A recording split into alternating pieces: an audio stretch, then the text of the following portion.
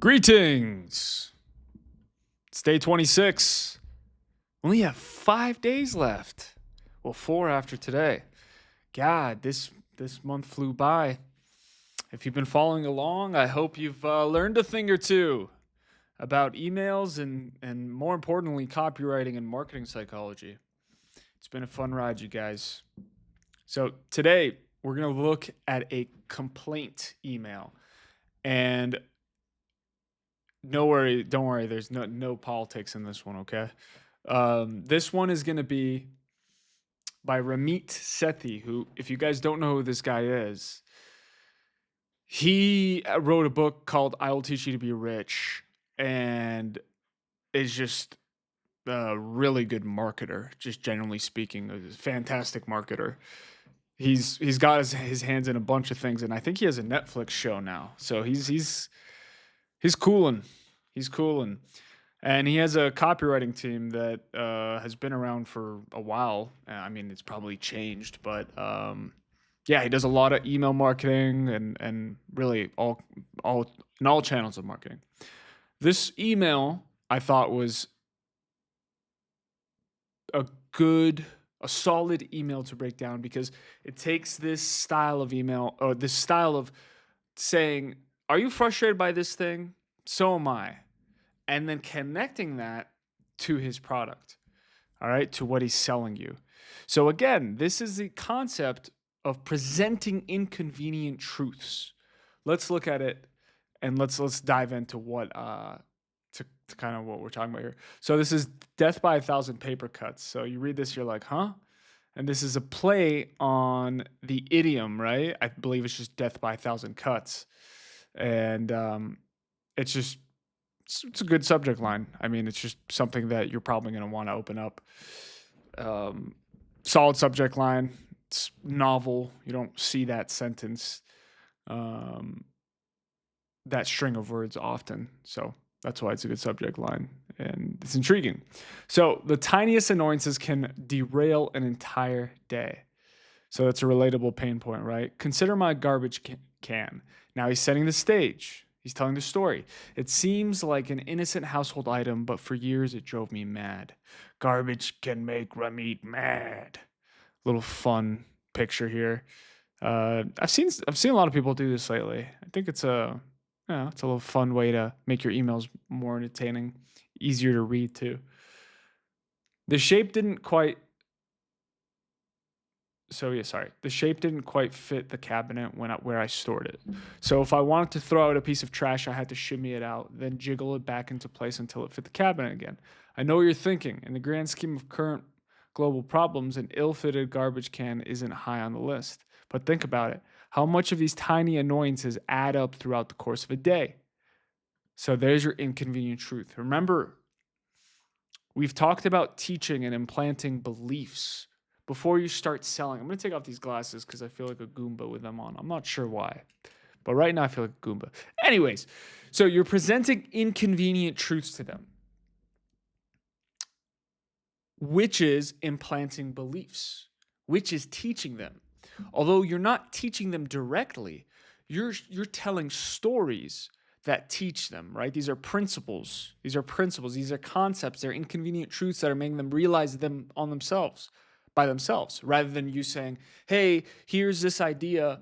Believe me." No, you're like, "Isn't this? Don't you go through this?" And coincidentally, what you're selling is adjacent to this. That's the whole point we're doing here over and over again with all these different kinds of emails. This is what makes email powerful, right? It's for them to make that own conclusion, to make them feel more courageous, to build up their courage towards buying your product. And as weird as that sounds, right?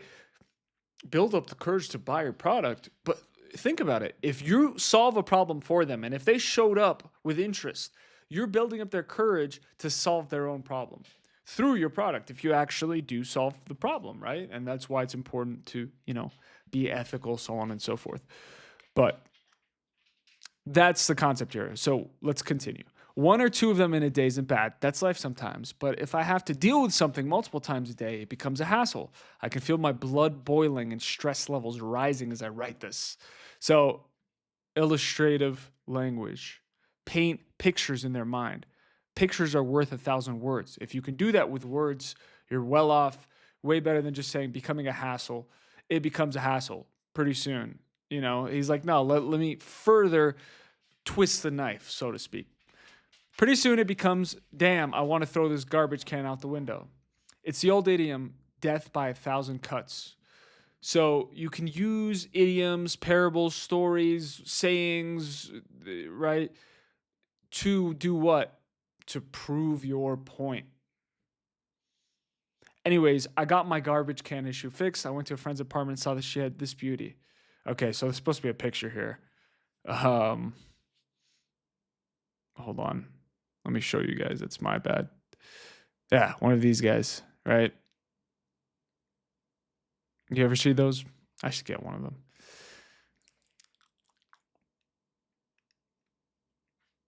I asked where she got it, and then had one installed the very next day. Boom, problem fixed forever. My days went so much smoother. I asked my readers what their daily annoyances were, and most importantly, how they dealt with them.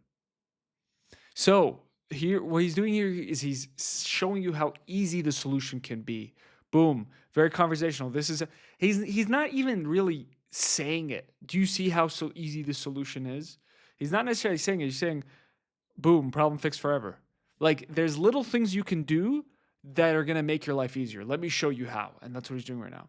Here are 2 of my favorite answers that anyone can apply. I got tired of coming home and realizing we forgot to turn on the light and fumbling with the keys in the dark. Replaced old school outdoor bulb with LED light. We can leave this sucker on 24/7. It still uses less electricity than the old bulb.